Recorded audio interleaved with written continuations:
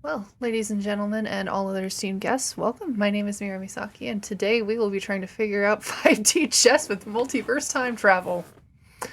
Um, yeah, so it looked interesting, so I decided that I would give it a shot and see if I could even sort of understand it. Now, just a heads up, I know the basic rules of chess. My dad taught me when I was little, and my in my high school days, I kind of dabbled in chess club for a little bit.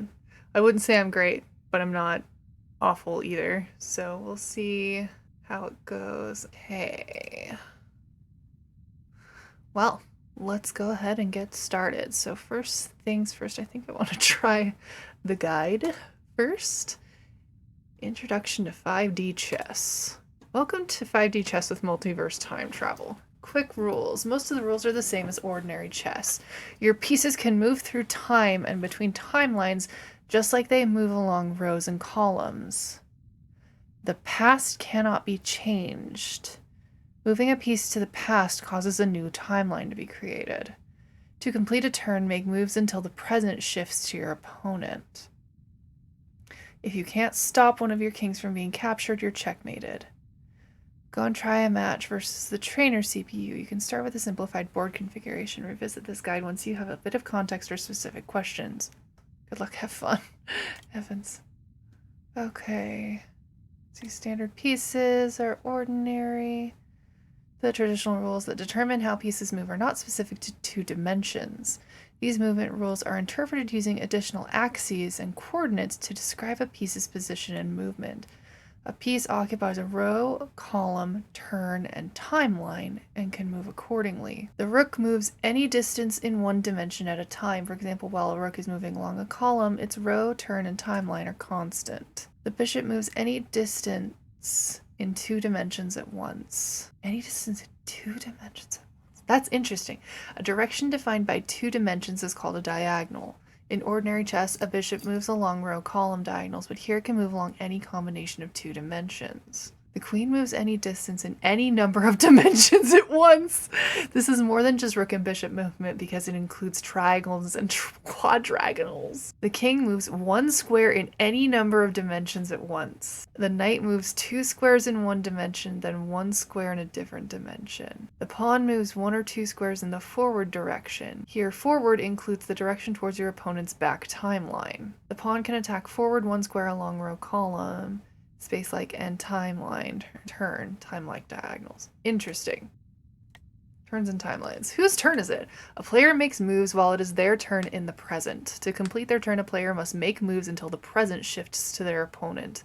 This can be done by taking action on multiple boards until the present advances, or by creating a timeline in the past that rewinds the present. Which timelines must be played?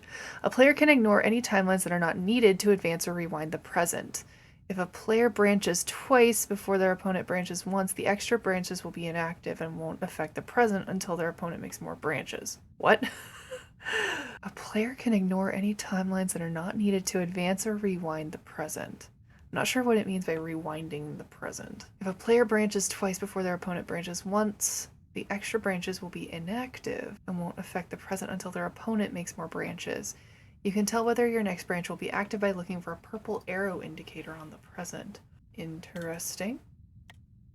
What is checkmate? If a player has no way to move the present without leaving their king attacked, then they are checkmated or stalemated. In ordinary chess, this means they cannot make any move without leaving their king attacked.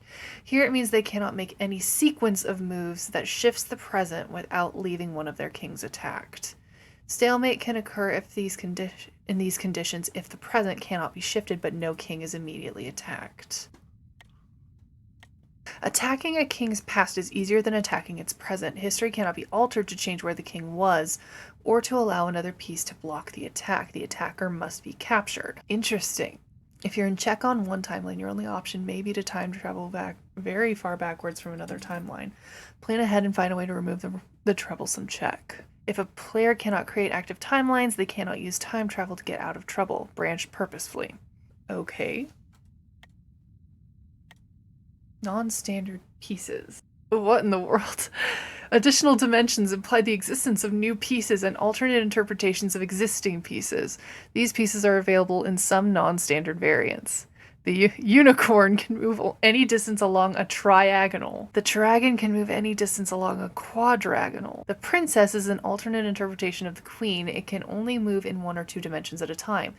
This means it is only rook and bishop movement, not unicorn or dragon movement. The brawn is an alternate interpretation of the pawn. It can attack along any diagonal that includes a forward direction and does not include any backward direction. This is another valid interpretation of the traditional pawn and has more available attacks than just purely space-like or purely time-like attacks. The royal queen moves like a queen, except that it is royalty. If your opponent can capture a royal queen, you are checkmated. The common king moves like a king, except that it is not royalty. It is not significant that a common king is attacked or captured. Interesting. Okay. Let's see here. So versus CPU.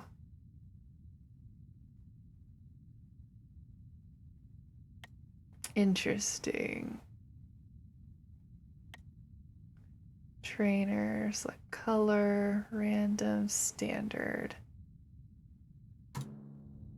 Oh boy, here we go. Okay. Wow, he's actually pretty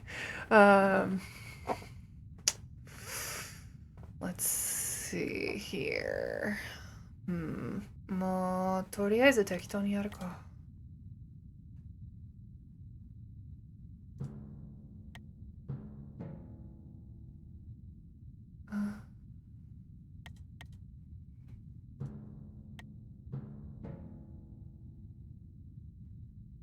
やる気満々ですね。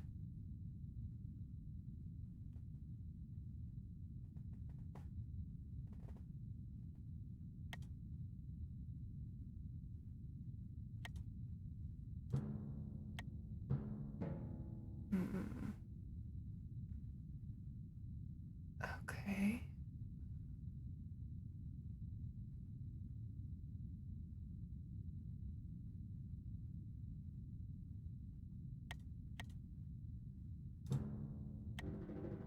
Oh, snap. Now, what in the world did that do? So they sent their queen way the heck back in time. But I can just take their queen, right?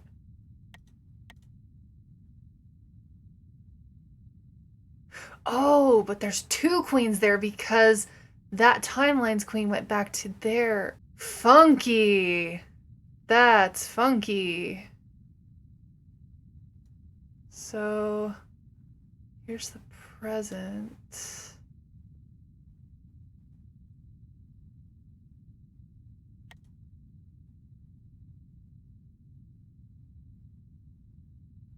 Oh, what if I do that then?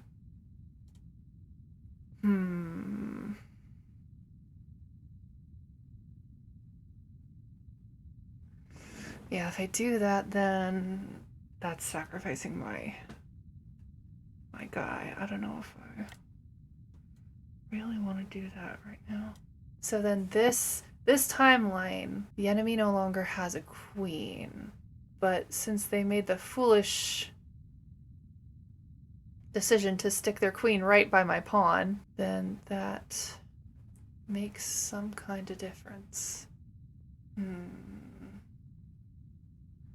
I see. So your original timeline, you only have your set amount of pieces, the standard amount of pieces. But by sending them back through time and creating new timelines, you can create timelines with a non-standard number of pieces because those pieces went back in time, becoming extra instances of those pieces. Interesting. Very interesting. Okay.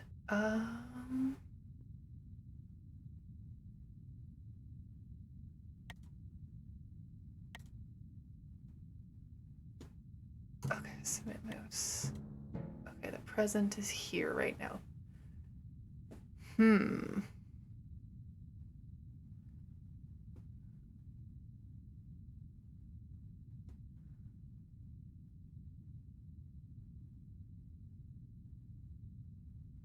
Huh. Okay, so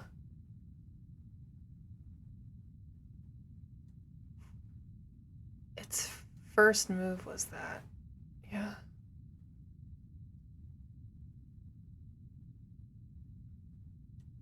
Hmm. 厄介ですね. I mean, I could go like...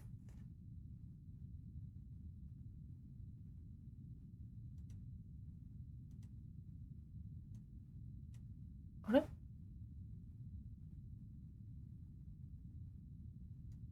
なんだ?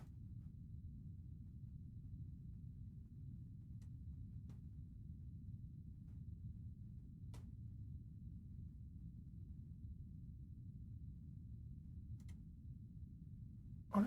これ触れられない。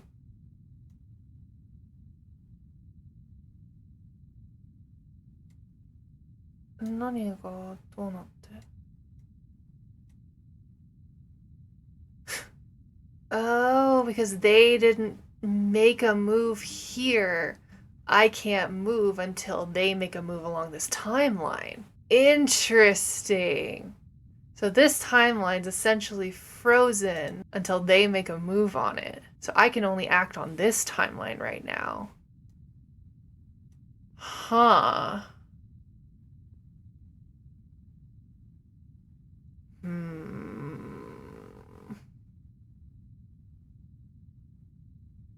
Now I could go for the quick check.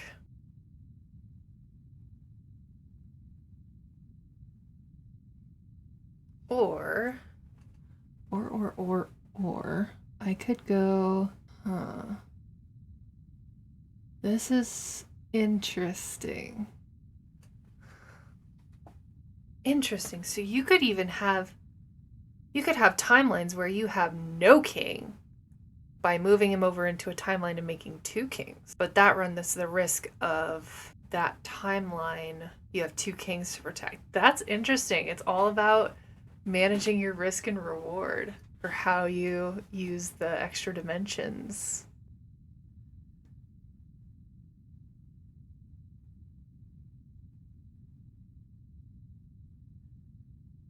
Huh. So...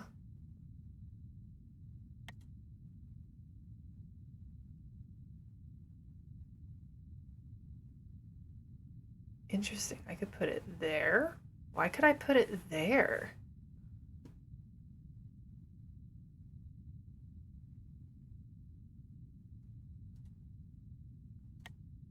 I'm trying to think. So if I move it over there, so then... Oh, weird. I can move the queen over here.